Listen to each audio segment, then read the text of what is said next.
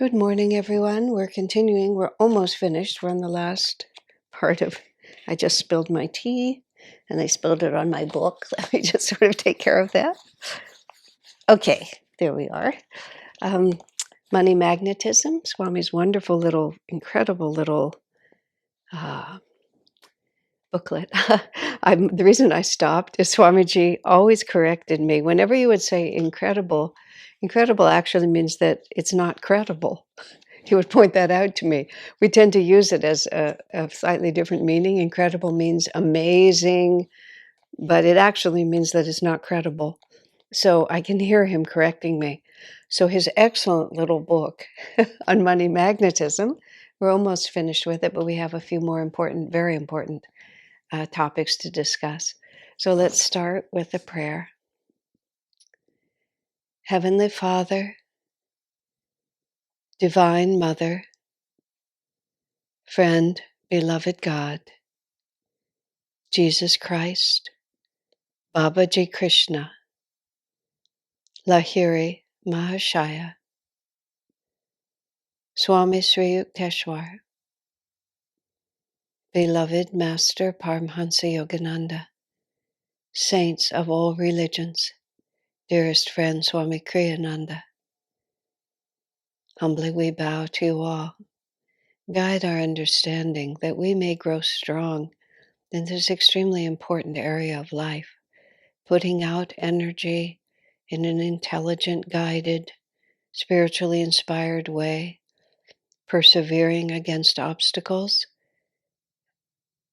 finding the pathway that brings energy and light into this world, being instruments of your service, of serving you, serving your cause. All of these are virtues and values that we seek to incorporate into our own lives. And by your grace, open the doors and show us the way. Om, peace. Amen. Swamiji's not quite the last chapter. He has two more little chapters here, which I was talking about yesterday, was the tricky subconscious, because the difficulty that we all face, actually in everything that we do, but money is our subject, and money is a way to burrow into very deep levels of our awareness. The problem is that what we think we're doing, what we think, and what's actually going on in the many levels of our consciousness are not always consistent. And it's just so unspeakably frustrating, because we think that we have it all organized and we're going in this certain way, and then something happens. And we can tell that that something is actually emanating from us, but it's not something that we would consciously choose, but it seems to be chosen for us. And then we start talking about things like karma and so on.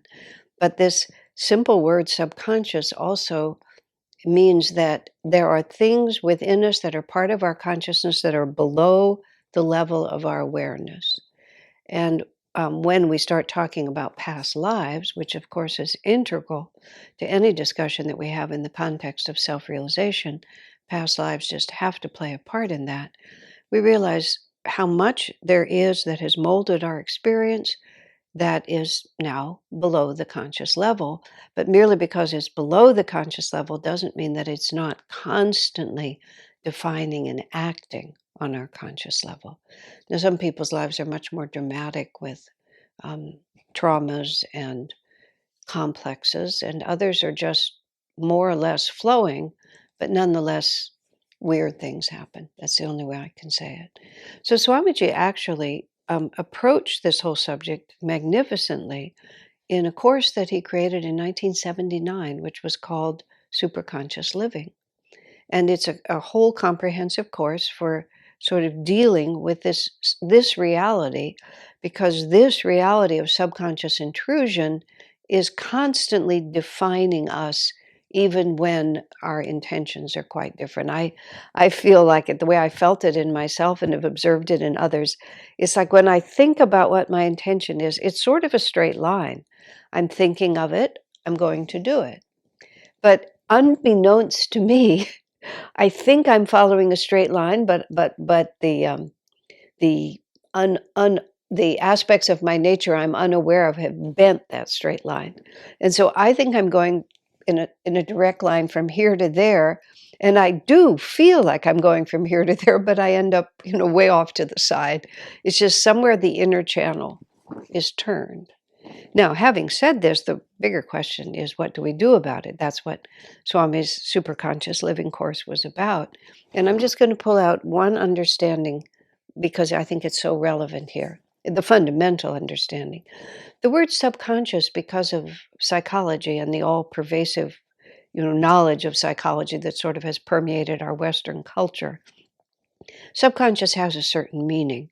And I'm just going to say much of that is applicable, but just put it aside for a minute.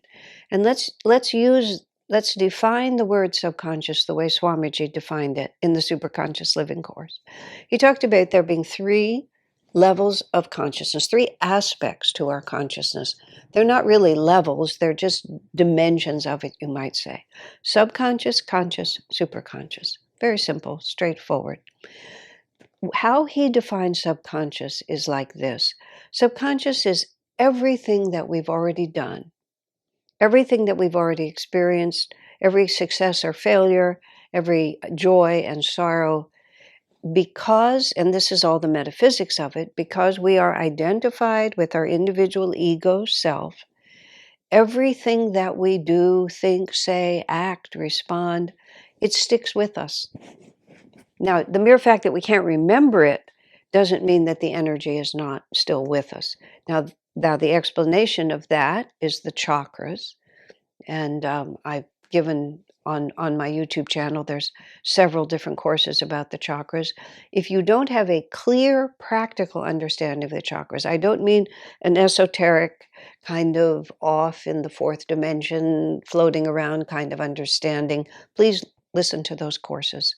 They'll really help you. Or Savitri has done some wonderful work with the chakras. Swamiji, of course, has. I mean, there's a lot on it, but really try to get it in a practical sense so that you can understand the chakras when you're having breakfast and you know how they relate to your having breakfast. That is not outside of the experience that you have, because the chakras are the way in which everything sticks with us. And the basic idea is this: the chakras are a spectrum of vibrations of consciousness from delusion to God realization. Every single thing that we ever do reflects our deeply held belief about what we think the nature of reality is, and where happiness comes from and where suffering comes from. And if you could attach to each one of those states of consciousness a vibratory number, and then the chakras hold, a set of those numbers. So a vibration gets started in your chakra every time we do anything. If we're meditating and we're putting energy at the spiritual eye, we build energy there. If we're generous and loving in our hearts, we build energy there. If we're clinging to security in a materialistic way, we build energy there. If our heart is broken and we begin to feel lonely and separated, that's a particular vibration.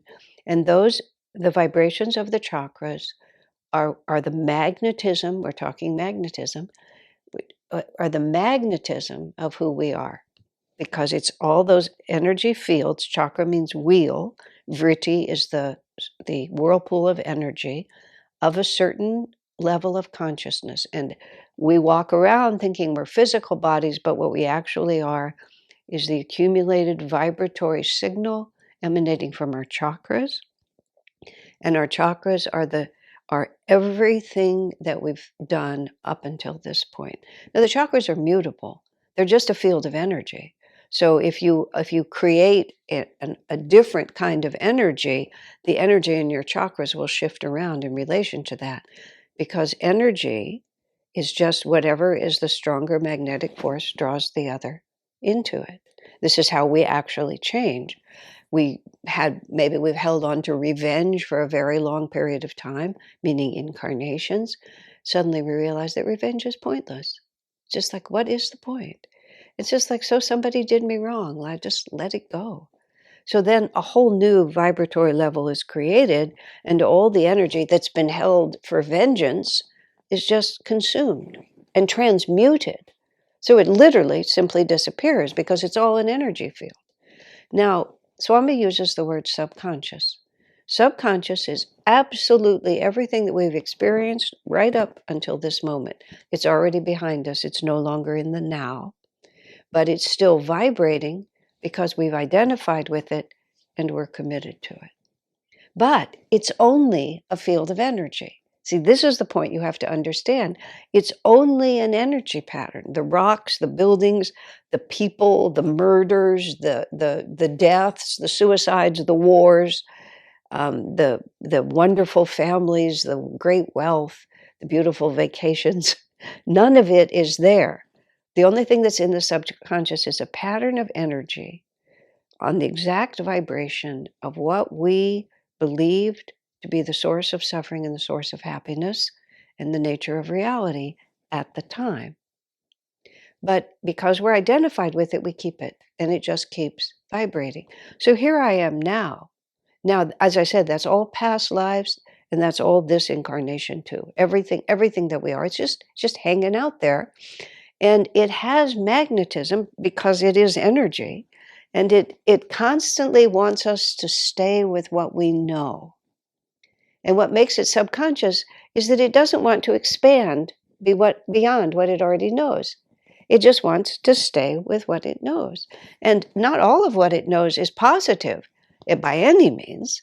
And not all of it is negative either. It just is what it is. And it's familiar. It's what I lovingly call the known misery. It's not perfectly happy, but it's familiar. And this is why people do very strange things.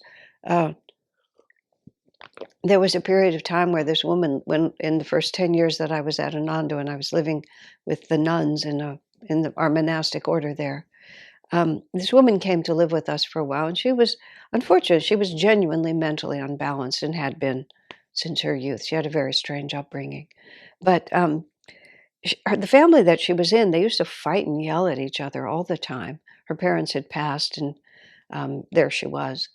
But she used to do things that would provoke us to have to yell at her.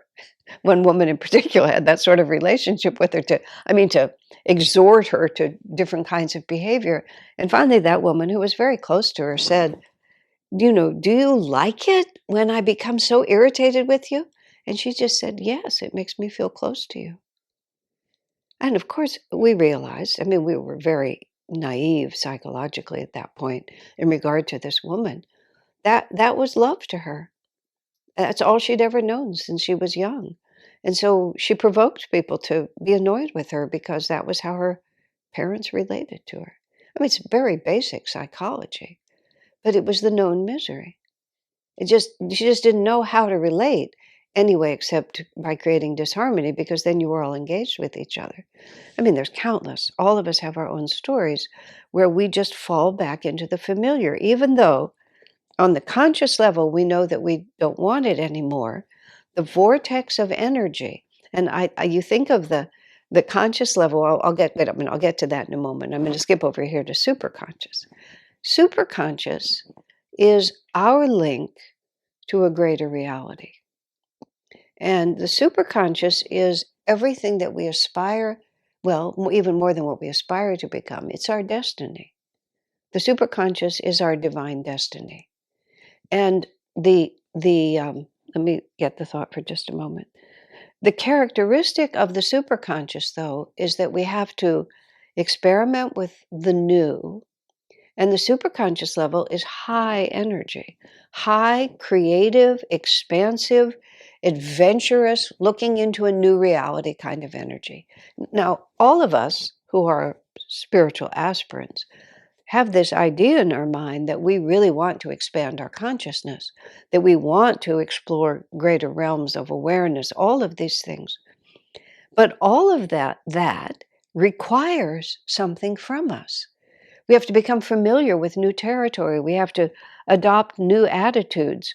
We have to be willing to face into things that maybe we didn't want to face. We have to accept challenges and persevere against those challenges. We may theoretically want all of that, and we may know our understanding of reality and where happiness comes from and what causes suffering. On the conscious level, we may have adopted superconscious values. And the superconscious, now bear in mind, the superconscious is also a dynamic field of energy. It's not like a room that just sits there that you walk into. It's a dynamic field of energy that is constantly calling to us. And we know that to become superconscious means that we have to change. We have to become different. And many of our treasured subconscious habits and attachments are going to have to be surrendered in order to move into superconsciousness. So there's challenge on this side. There's familiarity on the subconscious side. Now, the conscious mind, Swamiji explained this so beautifully, is not a separate level of awareness. There's really just the two. Otherwise, expansive superconsciousness or contractive subconscious. Now, bear in mind, nothing remains stable. So, when faced with challenge, if we choose subconscious, then we just continue our limited understanding. We can't just sort of freeze where we are. There's no such thing.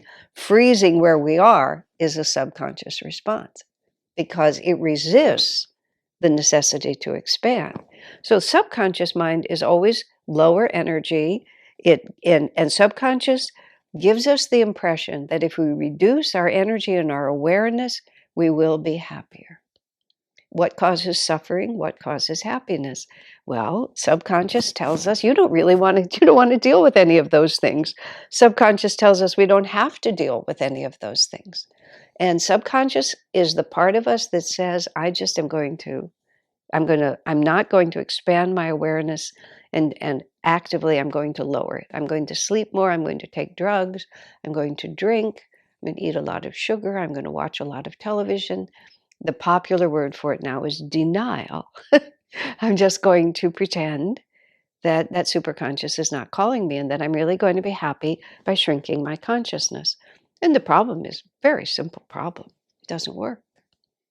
It gives us the illusion of safety and comfort, but the superconscious is always going to be pulling on us. And sooner or later, the lesson will come that shrinking our awareness does not bring us the happiness that we want. Now, Swami again talking about the conscious level. Conscious is not something separate. He said it's the battleground where the subconscious and the superconscious fight it out. This is the whole Bhagavad Gita. The field of Kurukshetra, the battleground of Kurukshetra, is the conscious level. In the Gita, in the Mahabharata, from which the Gita is taken, you have King Material Desire, and then you have the Pandavas who are righteousness. And material desire just means identification with the limited. It's not just wanting riches and things like that. It's identification with the limited self and wanting to protect the ego and all the things that come when we identify with limitation. And the war is that the divine is calling us to identify with infinity, to become infinity. Now, the characteristics, okay, so the battle is here on Kurukshetra. Now we're talking about money, and we're talking about the things that you have to do in order to get money, and we're talking about perseverance and concentration and courage and creativity, and tomorrow or the next day we'll talk about affirmation and positive thinking and just a few traits like that. But here is a couple of very simple principles that will absolutely change what you're doing. Subconscious is contractive, superconscious is expansive. Subconscious is lower energy, superconscious is higher energy. Contractive versus expansive, lower versus higher energy. Just those two choices. Now, also bear in mind, everything in the dual world, there's always a polarity. There's always a higher potential and a lower potential. So it's not like we can go to absolutes. It's just like we can always put out, there's more energy and less energy. There's more awareness and there's less awareness. There's expansive awareness and contractive awareness. So wherever we are, absolutely everything that you do, and this is what I'm suggesting you do if you're interested in money magnetism, we have to change our overall vibration. And our overall vibration is what we do, expansive versus contractive, high energy versus low energy. And absolutely everything that we do, every minute of the day, we're facing that choice.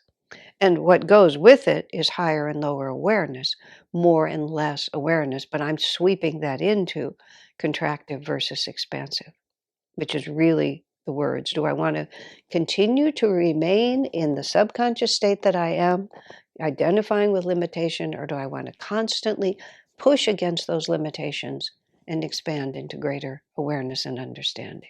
It's like it's this for me.